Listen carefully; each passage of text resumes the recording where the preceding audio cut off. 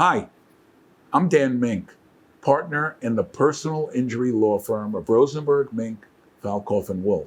I'm proud to say that this is our 100th anniversary, and it's our fourth generation of helping New Yorkers in personal injury claims.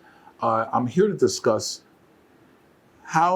what are your rights if you're involved in an accident, if you're a passenger in an Uber or a taxi. So Ubers have different rules than taxis. Why do they have different rules?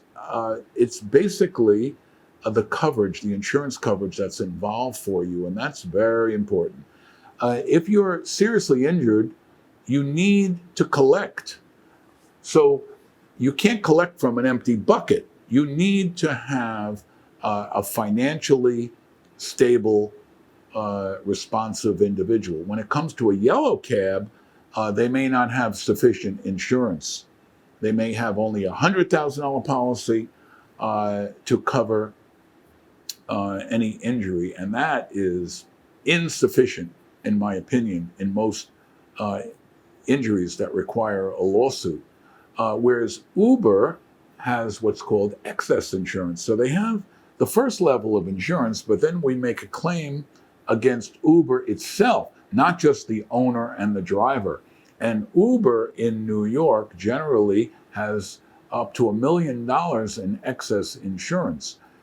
This affords you a much deeper pocket, a much better recovery, a chance of insurance to pay for your pain and suffering and your damages.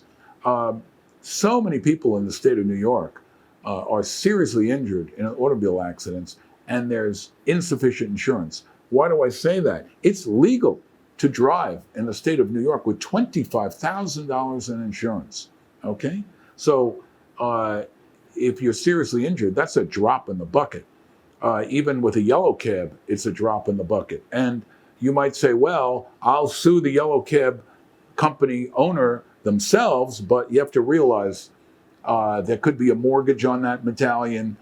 There could be no equity in the company. They're all in separate corporations. They've been on this merry-go-round before.